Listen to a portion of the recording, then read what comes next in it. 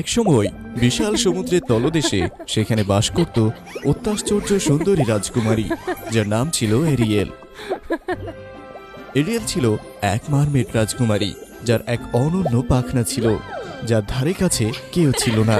তার অসামান্য চেহারা সত্ত্বেও সেই রাজকন্যা ছিল তার নিজেদের কাছেই পরিত্যক্ত আর অপমানিত। যদিও অন্যান্য মারমেইডরা তাদের লেজ দিয়ে তাদের অসাধারণ প্রতিভা প্রদর্শন করতে পারত, এরিয়েলের কাছে এটা অত্যন্ত চ্যালেঞ্জিং বলে মনে হলো। একটা সুন্দর লেজ থাকা সত্ত্বেও তার দক্ষতা প্রদর্শনের প্রতিটি প্রচেষ্টায় ঠাট্টা বিদ্রুপের উৎস হয়ে উঠল, যা সত্যি সমুদ্র রাজাকে হতাশ করে তুলল। কি লজ্জাজনক! সে কি সত্যি রাজকুমারী হওয়ার যোগ্য? এরিয়েলের বোন ব্রিজেট ছিল একজন দুষ্টু মারমেইড, যে সবসময় এরিয়েলের সৌন্দর্যের প্রতি ঈর্ষান্বিত ছিল। এরিয়েলের অপমান প্রত্যক্ষ করে ব্রিজেট তাকে নিয়ে উপহাস আর অবজ্ঞা করার প্রতিটি সুযোগ নিত। ও এরিয়েল, এটা কি তুমি নাচ বলছো?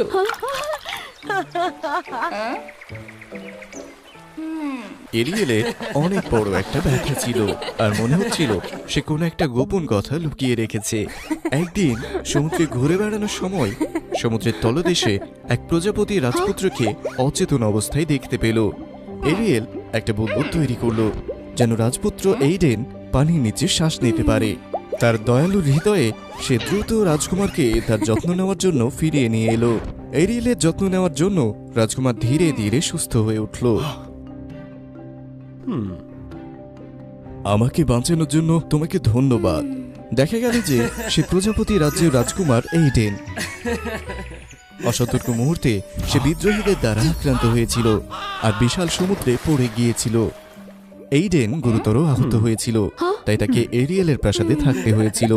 অনেকদিন একসাথে থাকার পর এইডেন এরিয়েলের সৌন্দর্যে বিমোহিত হয়েছিল, কিন্তু সে তার গভীর চোখে এক নিরাপত্তাহীনতা লক্ষ্য করল, যেন এরিয়েল নিজের প্রতি অসন্তুষ্ট। সুন্দরী এরিয়েল, তোমার কি কোনো গোপন দুঃখ আছে? তার চোখের পানি ধরে রাখতে না পেরে এরিয়েল এইডেনকে তার গল্প বলল। সে ছিল রাজ্যের সবচেয়ে দক্ষ নৃত্যশিল্পী। সে সবার কাছ থেকেই প্রশংসা অর্জন করেছিল। তার বাবা সমুদ্রের রাজা তাকে নিয়ে খুব গর্বিত ছিল এবং তাকে একটা তারার আকৃতির নেকলেস দিয়েছিল। সবাই তার উপর উচ্চ প্রত্যাশা রেখেছিল। তবে এক বেচারি মারমেডকে উদ্ধার করার সময় এক বড় পাথর তার সুন্দর লেজকে চূর্ণ করে দিয়েছিল এবং তার লেজ নাচের ক্ষমতা ছাড়া নিছকই চলাচলের মাধ্যম হিসেবে পরিণত হয়েছিল। সমুদ্র রাজা একটা উদযাপনের আয়োজন করেছিল, যেটা ছিল মারমেড রাজকুমারীদের মধ্যে একটা প্রতিভার প্রতিযোগিতা। নির্বাচিত রাজকন্যাই হবে মারমেড রাজ্যের শাসনের উত্তরাধিকারী। এরিয়েল ক্ষমতার জন্য লড়াই করতে অনিচ্ছুক থাকা সত্ত্বেও ব্রিজেটকে ক্ষমতা দেওয়ার ভয়াবহতা বুঝতে পেরেছিল। সে ছিল এক অত্যন্ত নিষ্ঠুর ব্যক্তি, যে সমস্যা সমাধানের জন্য সহিংসতার আশ্রয় নিত আর ছোট প্রাণীদের প্রতি অবজ্ঞা দৃষ্টিতে দেখত। সে ভয় পেয়েছিল যে ব্রিজেট যদি রাজ্য শাসন করে তবে নিশ্চিত একটা বিপর্যয় ঘটবে। তাই এরিয়েল সর্বদা দুঃখিত আর উদ্বেগে ভরা ছিল। সবসময় এই ভয় করত যে সে ব্রিজেটের নিষ্ঠুরতার উপর বিজয়ী হতে পারবে না এবং আসন্ন ধ্বংসের হাত থেকে রাজ্যকে বাঁচাতে পারবে না। এরিয়েলের বিশুদ্ধ হৃদয় দেখে এইডেন তাকে সাহায্য করার প্রস্তাব দিল, কিন্তু পানির নিচে চলতে এইডেনের অসুবিধা হতো। নাচতে অক্ষম হওয়া সত্ত্বেও এরিয়েল সাঁতারে পারদর্শী ছিল। সে এইডেনকে শিখিয়েছিল কিভাবে সাঁতার কাটতে হয় এবং সহজেই পানির নিচে শ্বাস নিতে হয়। অদ্ভুতভাবে এক প্রজাপতি রাজপুত্র হিসেবে সে উঁচুতে উঠতে অভ্যস্ত ছিল। এদিকে এইডেন এরিয়েলকে নাচের প্রশিক্ষণ দিতে শুরু করল। প্রাথমিক দিনগুলো ছিল অত্যন্ত কঠিন, কিন্তু দৃঢ় সংকল্পের কারণে কেউই তাদের প্রশিক্ষণে হাল ছেড়ে দিল না। এইডেন নিঃস্বার্থভাবে এক জাদুকরী প্রজাপতি মণি এরিয়েলকে দিল, যার ফলে এরিয়েলের এক জোড়া ডানা গজালো। আশ্চর্যজনকভাবে একটা মারমেড অসাধারণ সৌন্দর্যের প্রজাপতি ডানা ধারণ করল। এইডেন এরিয়েলকে সমুদ্রের বাইরে নিয়ে গেল। তারা মেঘের উপর উড়ল। এরিয়েল এখন সাঁতার কাটতে এবং আকাশে উঠতেও সক্ষম ছিল। তার সীমাবদ্ধতাগুলি ভেঙে গেল।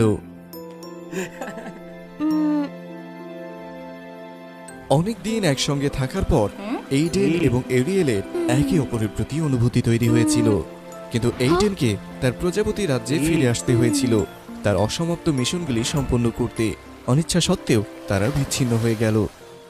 এদিকে এরিয়েল একা প্রজাপতি ডানা নিয়ে অনুশীলনে অধ্যাবসায়ী ছিল এবং সে ব্রিজেটের নিষ্ঠুরতার বিরুদ্ধে এইডেনের উপহার পেয়ে খুব আশাবাদী ছিল। এদিকে এরিয়েলকে হারানোর জন্য ব্রিজেট এরিয়েলের ক্ষতি করার পরিকল্পনা করেছিল।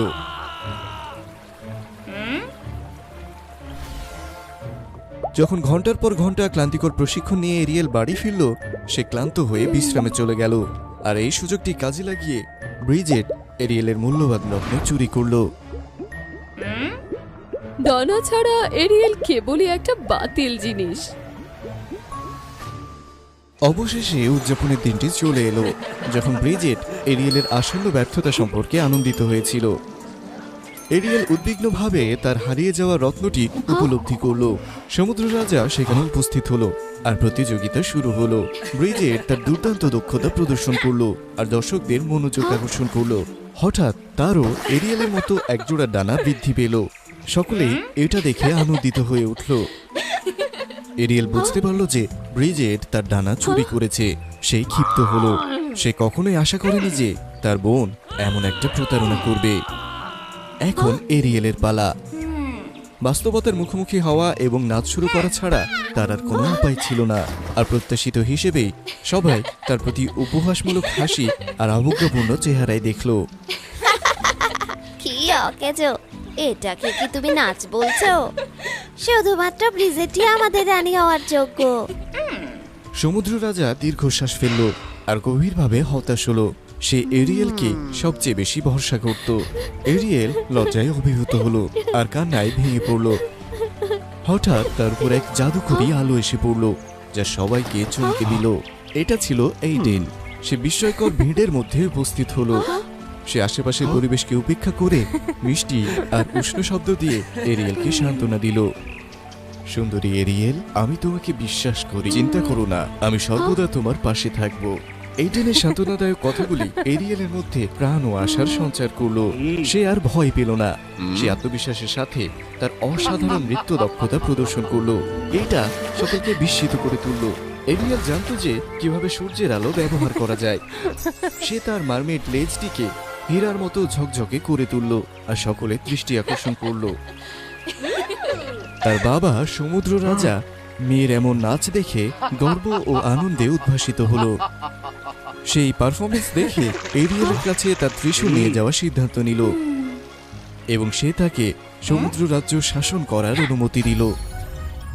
এদিকে ব্রিজেট নিজের ব্যর্থতাকে সহ্য করতে সক্ষম হলো না। সে দীর্ঘদিন ধরে সমুদ্রের সিংহাসন দখল করার জন্য ষড়যন্ত্র করছিল, কিন্তু সে এরিয়েলের কাছে হেরে গিয়েছিল। ব্রিজেট তার সত্য প্রকাশ করলো। সে অন্ধকার জাদু ব্যবহার করে এরিয়েলকে আক্রমণ করলো আর চূড়ান্ত কর্তৃত্ব দাবি করছিল। ব্রিজেট সত্যিই এক দুষ্ট জাদুকরীতে রূপান্তরিত হয়েছিল। সে তার সর্বোচ্চ ক্ষমতা অনুসন্ধানের জন্য প্রতারণামূলক উপায় ছাড়ল না। এরিয়েলকে উপহাস করলো। ব্রিজেট এক ভয়ঙ্কর সত্য উন্মোচন করলো। ও এরিয়েল, আমার এরিয়েল, তুমি সত্যিকার অর্থেই বোকা। লোকেরা আতঙ্কিত হয়ে উঠল আর সে ব্রিজেটের প্রতারণার ফাঁদে পড়ল। তাকে ভোগান্তি পোহাতে হলো। এরিয়েল এটি সময় মতো এড়াতে সক্ষম হলো না। ব্রিজেট তার ক্ষমতা দিয়ে এরিয়েলকে ধ্বংস করতে চাইল। আমি কখনোই ভাবিনি যে আমার এমন কষ্টের কারণ তুমি হবে।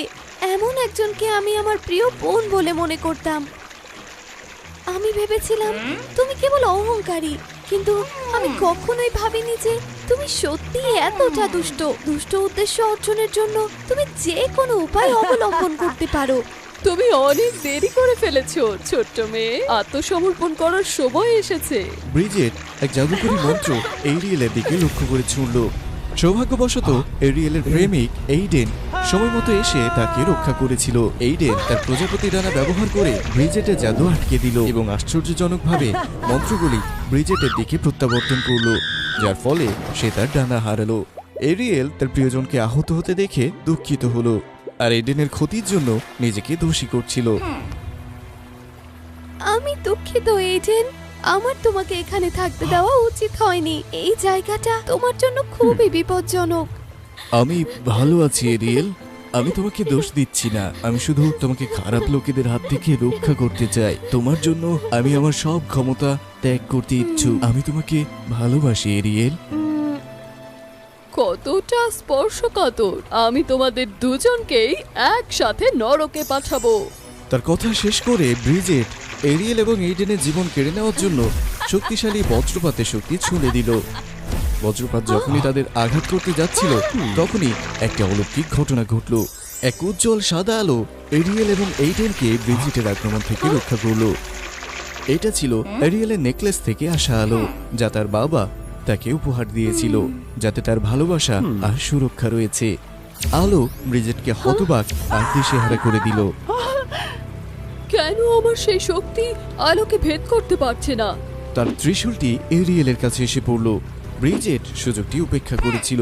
এরিয়েল দ্রুত সেই সুযোগটি লুফে নিল আর দ্রুত ত্রিশূল তুলে নিল আর ব্রিজেটকে পাল্টা আক্রমণ করার জন্য এটা ব্যবহার করলো। এরিয়েল এমন একটা জাদু করেছিল যা ব্রিজেটকে একটা জঘন্য প্রাণীতে রূপান্তরিত করেছিল, যেটা ছিল একটা বড় শামুক, যার কারণে সে পালাতে পারছিল না।